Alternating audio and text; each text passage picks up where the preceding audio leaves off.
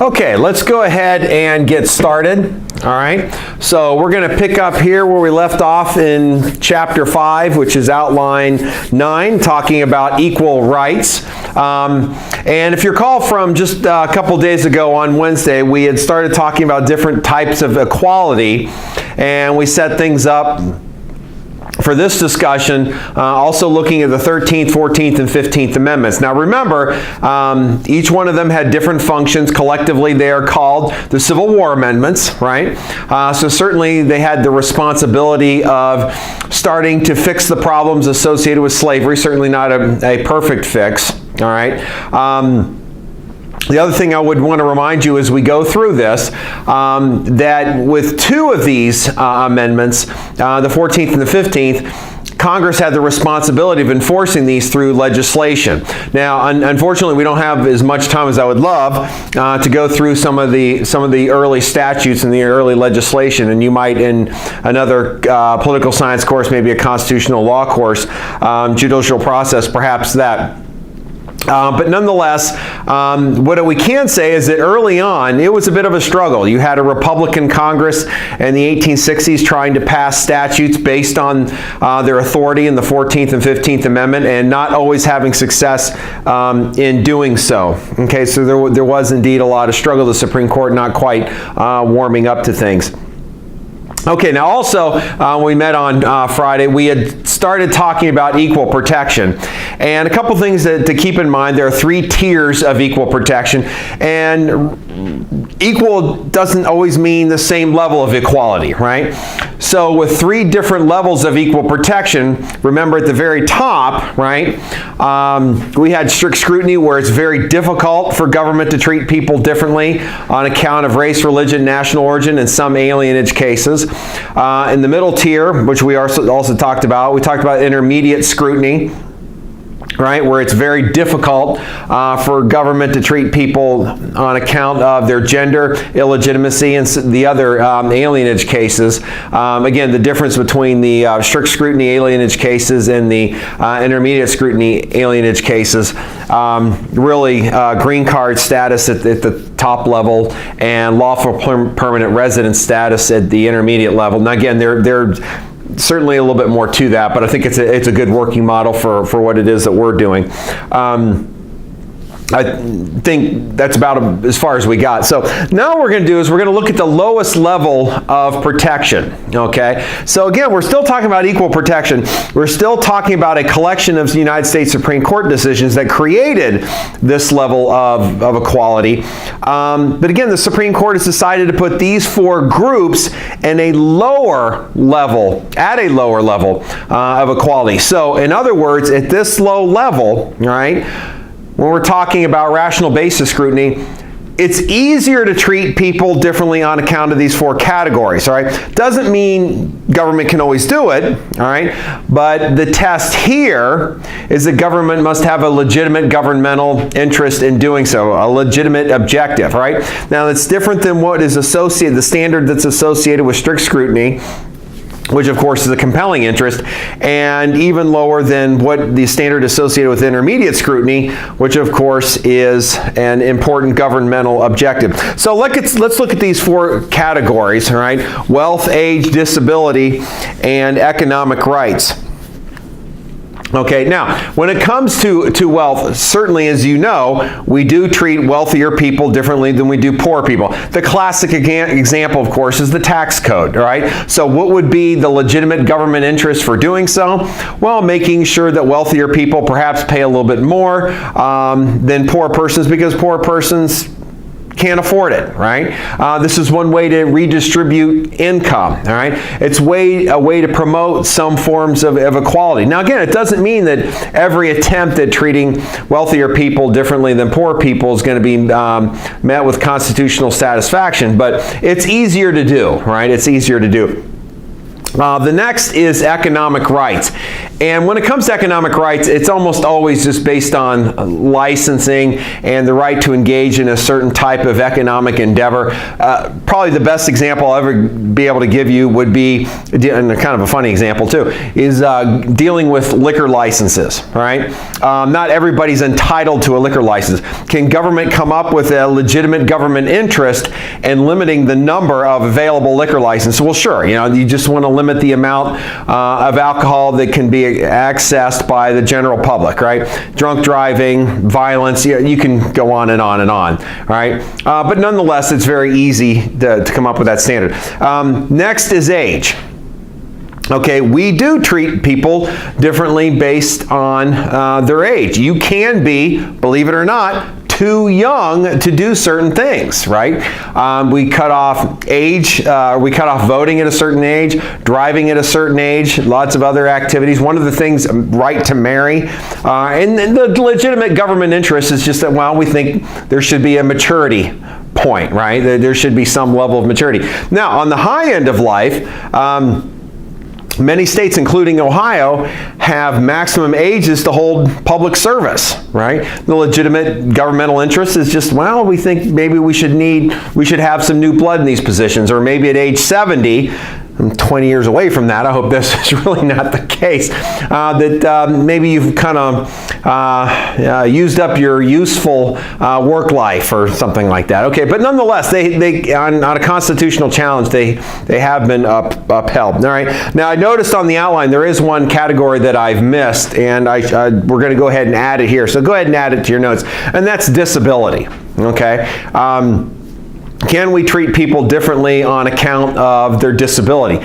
Now, this is probably the trickiest group, so I do apologize for not having it on the outline, but it's probably one of the more difficult areas to discuss. Many constitutional scholars would argue that if you look through enough Supreme Court decisions, Supreme Court decisions as well as lower federal court decisions, that maybe disability is kind of functionally right around intermediate scrutiny. The problem is the Supreme Court has not really changed the test, okay? But imagine a case like this. Let's say it's a public university. Remember, the Constitution only protects you against government, so it's a public university. We talked a little bit about this on Wednesday. A public university decides that a blind person cannot be admitted to the medical school. All right? Not necessarily because they couldn't do the first 2 years of their coursework, which is almost all traditional book work, anatomy, physiology, a little bit of biochemistry, that kind of stuff, which with, again, appropriate accommodation, somebody without sight should be able to do. But what about the ability to diagnose and look at a patient, right, in the third and fourth year of medical school? Can you deny somebody? Well, the answer is yes. The legitimate government objective is that, well, people should have sight in order to be able to properly diagnose and treat a patient. So, again, sometimes some of the more difficult issues there. Okay, so to kind of put that, now again, by the way, and I admit this, I wish we had more time, but I'm smashing in a lot of equal protection law, right, into these three categories. And again, if we had much more time, we could go through the individual cases and see some curveballs. But what you want to get from this, of course, is that there are different levels of equal protection. Not all equality is equal, right? But again, functionally, with intermediate scrutiny, I know we talked about this on Wednesday, but with intermediate scrutiny, those classifications, again, functionally, they really are up at strict scrutiny. But again, for our purposes, for the exam, since the Supreme Court has not changed the test, even though it's virtually impossible to treat people differently on account of gender, illegitimacy, and the other alienage cases that are not literally in the strict scrutiny category, it's almost impossible. Regardless, the test is still an important governmental objective. Okay, now the next thing we want to look at is segregation. And again, this is one of these fascinating areas of law where you really get to see some societal change. Very shortly, we're going to be getting into public opinion and looking at how public opinion has changed. And when I was in college, when I was in your seat, and I was reading these cases for the first time, I was fascinated by it. It's a world of history that you're not really going to be privy to until you get to the college level. And when you start, if you were to become a political science major and study some of this stuff in a constitutional law class, you'll find it absolutely fascinating. I'm sure you will, all right? But you really start to see society change, right? And again, when we tie this into public opinion later, we'll see that people started to have different ideas about things. Okay, so what we're going to do is we're going to use segregation really as a tool, not only to show how society changed and how the Constitution changed, but we're also going to use it to show a legal strategy, in my opinion, a very successful legal strategy, right? It's probably the best case you could ever give for an interest group, best case example of an interest group getting involved in something and saying, okay, fine. Over time, we're going to change society. We're going to change the world. It's fascinating stuff to the point when we get to the cases really in the 1970s, or by the time we get to the cases in the 1970s, which we'll look at a couple here, it's hard to imagine these were even issues. It's like, my gosh, it's 2018. Hasn't this always been the case? So let's introduce the two standards of segregation. There's de jure segregation and de facto segregation. De jure segregation is really segregation by law, all right? And what is today clearly illegal. All right. On its face, it's illegal. In practicality, it's illegal. It's illegal. All right. But imagine by law, government writing laws saying, all right, that African Americans can only use this water fountain and Caucasians can use this. All right. African Americans can only go to this school. Caucasians can go to this school. Right. When you think about places of public accommodation, having those laws. We talked a little bit about this when we were looking at the Civil Rights Act of 1964 a few weeks ago. But nonetheless, all right, when it's in law, it could be a city ordinance or village ordinance, county ordinance. It could be a state law requiring segregation. It could be federal statutes, although you really did not see much of that, especially after the Civil War. Much of, in fact, let me be very clear about this, most of what we're looking at here is really the culmination of state and local law. It really wasn't federal law. Okay, de facto jurisdiction, all right? Well, de facto segregation. Here we have situations where things just are segregated, not because of a law, all right? Not because there's a village ordinance or a city ordinance or a state law that required African Americans to be here, all right, Caucasians to be here, but just traditional, evolutionary, if you will, neighborhood patterns, right? That African Americans lived here, Caucasians lived here. For those of you that, this is most of you, of course, that grew up in Northeast Ohio, if you have, or rather really your parents, which would be about my age, and your grandparents, they grew up in neighborhoods in Cleveland, Akron, and Canton. They were very much segregated. Some by law, right? And some by just these natural patterns. And you could probably dig even one step deeper, not just necessarily based on race, but ethnic community. There was an Italian community, there was a Ukrainian community, there was a Jewish community. All right, where I grew up in Columbus, it wasn't quite that stringent. We have an Italian village, a Hungarian village, we have a Jewish neighborhood, maybe a little bit. But not really nearly what we saw in the larger Midwest cities that where we kind of consider the Rust Belt cities at this time. Okay, now the question, however, is at what point is de facto segregation entrenched by law? So when does de facto segregation become de jure segregation, where, okay, these are the neighborhoods, and now we're going to start writing laws that segregate people, all right?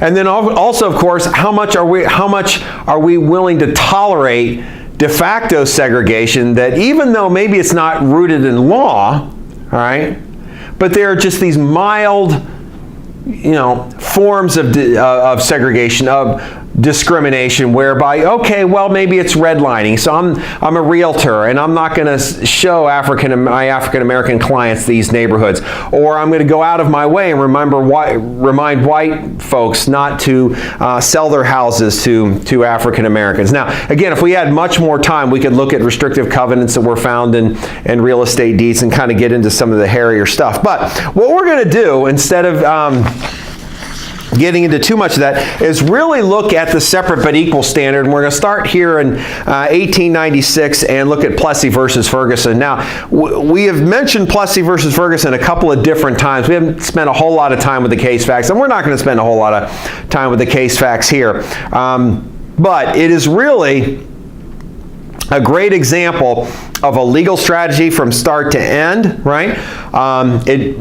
Plessy versus Ferguson, of course, created the separate but equal standard, and we're going to see a legal strategy that slowly but surely chips away at this, all right, separate but equal standard. And what I want you, and again, I've got a lot in your outline here in terms of notes and kind of helping you a little bit with the case facts, but we'll be able to build this up a little bit more for you, add some more flesh to it. Okay, so Plessy versus Ferguson. All right, this is a United States Supreme Court decision in 1896. Remember, the first time we mentioned it was a good example of how precedent changed. So we're going to start with Plessy. We'll eventually get to Brown versus Board, right, where the decision, in Plessy really was 8-1 in one direction, and then all of a sudden it flipped over. So that dissent, right, by John Marshall Harlan in 1896, which we'll mention here again in a second, becomes a really unanimous opinion in Brown versus Board. And if you remember the very, very first time we were talking about judicial precedent and how rarely it's overturned. And here's a good example of what happened. Okay, so Plessy versus Ferguson.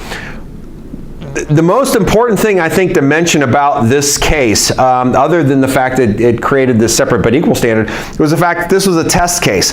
This whole thing was set up.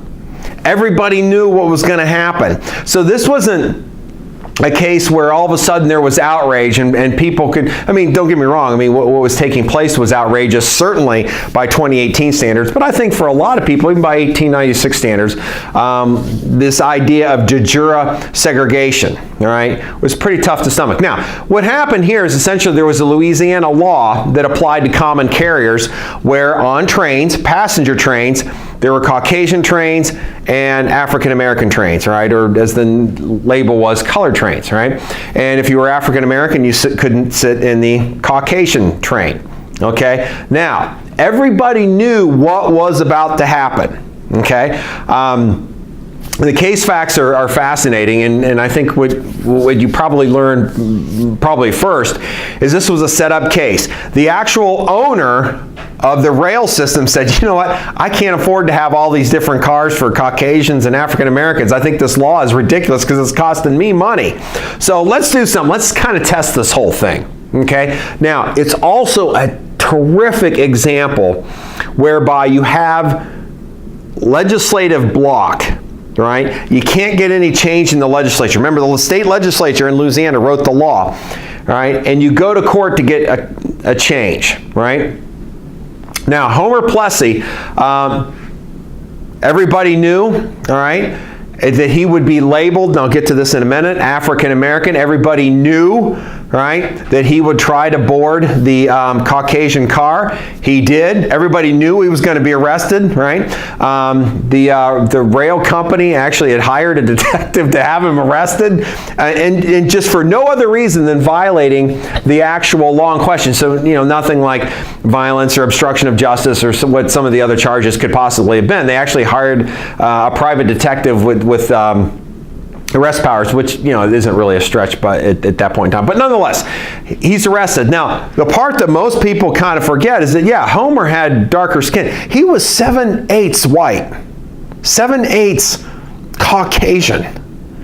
So, you also get into the social dynamics of, well, what does it mean to be African American? What does it mean to be Caucasian? Nonetheless, it's a great example. Now, again, here you had private industry having a problem with the cost, but look how it it mounted, the debate mounted to, how can you do this? How can this possibly be acceptable? Now again, by 2018 standards, this is awful. This is heinous. You just can't imagine it. Different world at a different time. Okay, now, so what happens is the case goes all the way to the United States Supreme Court, and you can kind of tell by the namesake of the case, right, that Plessy was the plaintiff throughout and the appellant the whole way out, the whole way through the court system, and he losing. And it did get all the way to the United States Supreme Court, and this part you already know, but just as a quick recap, the United States Supreme Court ruled 8-1 that you could have separate places of public accommodation. Now remember what public accommodation means. Could be privately owned, right? But the public is welcome, right? So common carriers certainly would fit, theaters, restaurants, things like that, okay? As long as they're equal. Separate places of public accommodation based on race, as long as they're equal. Now, Plessy and his legal team, and again, this was all a setup case. Everybody knew what was going to happen. And again, you can't help but applaud the people that had the guts to try something like this. Yeah, there was some industry behind it, don't get me wrong, but you're making an argument, and by the way, the argument's focused on the 13th and 14th Amendment, more specifically the 14th Amendment Equal Protection Clause that states, remember, the 14th Amendment applies to states. States must provide equal protection of the law to its citizens, right? Supreme Court gets all the way up, case gets all the way up to the United States Supreme Court. Supreme Court says, okay, separate but equal, okay. But they have to be equal. Okay, now, all right, how hard is that to maintain? Now think about it, all right? Now you did have private industry that was interested in this case and kind of helped set it up. Actually, they were really a big part of it. But you can imagine how hard it would be, and this is part of the brilliant legal strategy, right?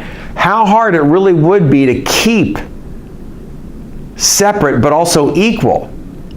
And the question becomes, how do you maintain the separate's just a physical reality, but how do you maintain it as an equal? Okay, so the NAACP, which was birthed a few years later after the Plessy case, said, okay, well, you know what? If it's separate but equal, well, let's see if you can do it. States that have this kind of policy, let's see if you can really maintain it, okay? Now, let's look at the Gaines case, and this is 1938. So we move a few years down the road, all right? Now, these next three cases, by the way, are all, actually several of these cases are all education cases. And if you remember what I told you way back when we were looking at the Constitution, I could make a strong argument that the bulk of constitutional law is really education law, because if you think about how the first point of contact for a lot of people with their government is really education, public education. Okay, so Gaines is the litigant here in Gaines versus Missouri, a 1938 case where he was an applicant to the Missouri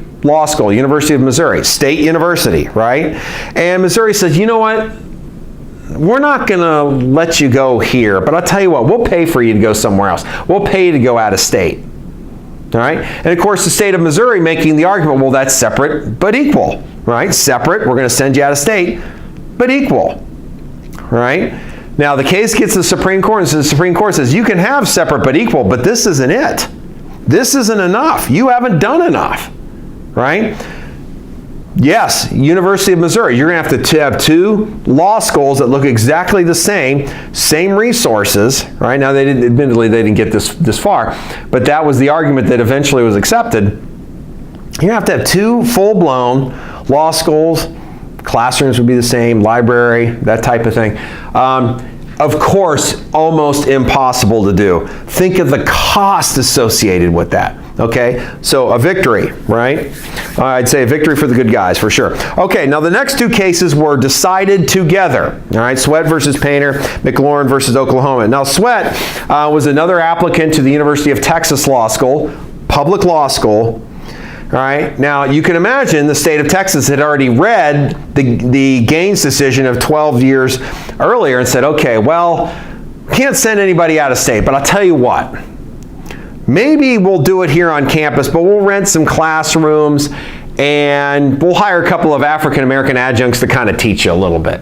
All right? Clearly not equal. Separate physically, that's the easy part. Equal, almost impossible to do, and this certainly wouldn't have been it. This would never have been the same experience, same type of faculty. When you're around your classmates, again, they were just going to teach them on his own for the most part. Okay, also found unconstitutional. Again, another victory for the good guys.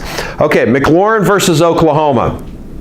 All right, here, McLaurin was an applicant to the PhD program at the University of Oklahoma.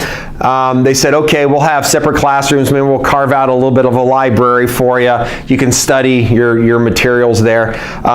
Again, imagine how almost impossible that would be to maintain on a cost basis. So again, and I would also make the argument, having done both law school as well as the doctoral program probably would have even been harder.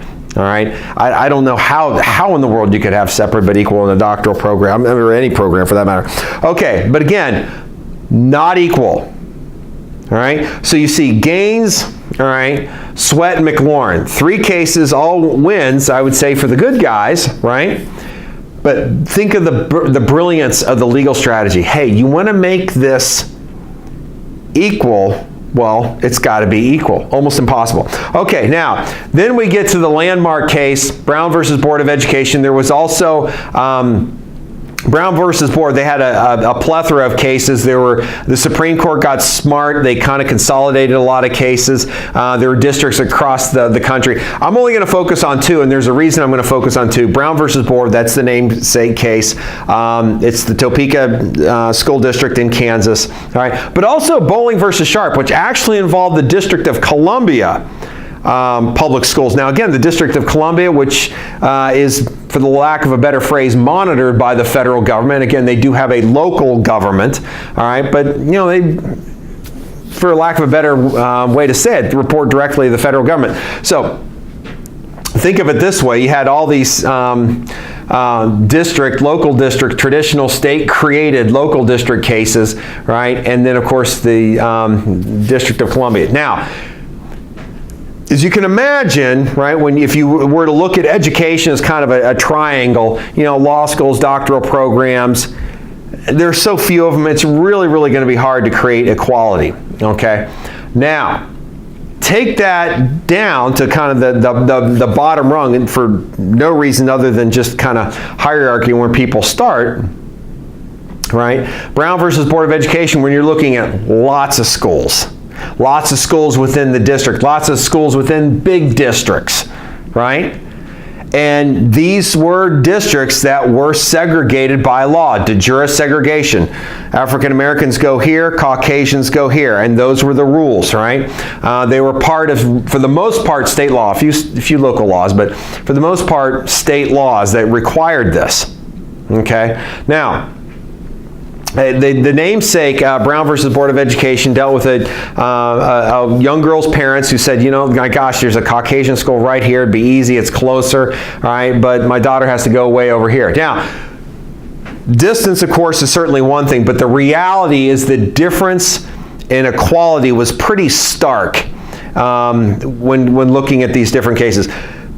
Clearly, the African-American based schools were not nearly as in good condition, didn't nearly have the resources. It was blatant. There's no way they were equal. So if you think about it, getting it down to this bottom part of that educational triangle, you had all these school buildings, all these districts, right? All these elementary schools, and the namesake case actually did deal with an elementary school. Think of the raw cost to actually do that, okay? And the Supreme Court said in a unanimous decision, taking that 8-1 decision in Plessy versus Ferguson, flipping it over, right, 58 years later in 1954, and saying separate is inherently unequal.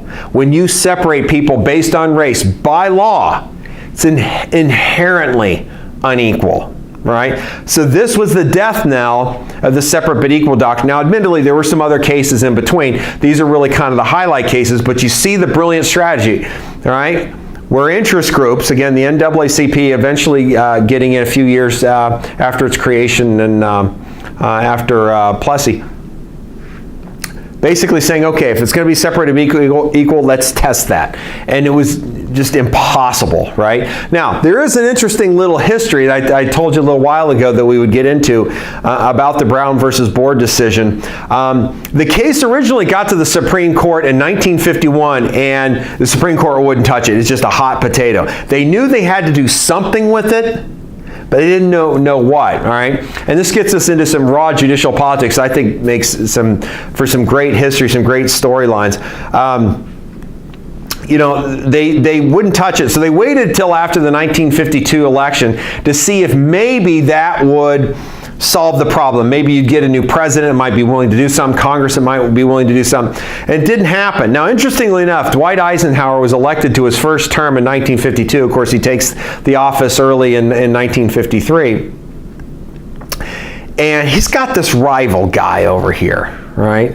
And it's Earl Warren. He's a Republican too. He's got this great reputation, and he's this reforming kind of guy. And he basically got his reputation through reforming prisons as governor of California. And you know, he's like, oh my gosh, this guy might run against me. It's like, best way to get rid of your political rival, stick them on the Supreme Court, right? Not bad. That gets rid of them, right? And Earl Warren said, okay, fine, you're going to do that, I'll accept, but we're going to start changing things, all right? And Earl Warren's a guy who probably does not get enough credit for what he was able to do with the Supreme Court in creating civil rights and civil liberties. Now, getting back to the nuts and bolts of the case, and I feel compelled every time I go through this case to talk a little bit about it, because I think he deserves this.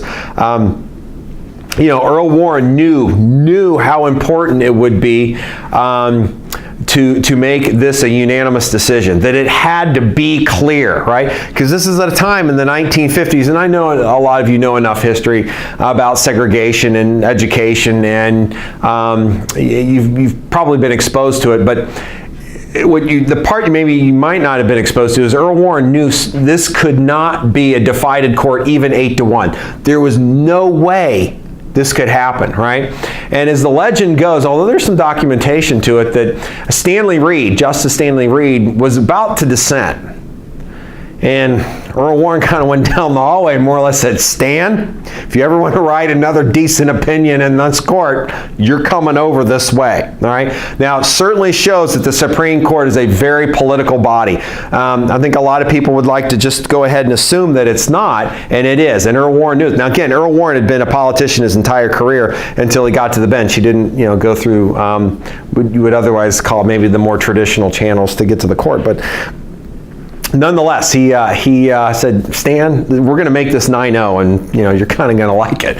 So nonetheless, and it was a 9-0 decision. It became very, very powerful. There was no dissent, no division among the court, even if maybe Stanley Reed wasn't all that happy. Okay, but again, the bowling part of the decision also applied to the D.C. schools, which means they had to be desegregated. All right. Now, here comes really the hard part. Okay, here comes the hard part. Now, in 1954, the Supreme Court said separate, all right, is unequal. Okay, inherently unequal. Okay, no more separate but equal standard. Okay, can't separate schools by law based on race. Okay, how do you do that? All right, now the Supreme Court did say you've got to desegregate the schools, but left out the how part. They also left out the when part. Okay, now the very next year that question kept popping up, and you can imagine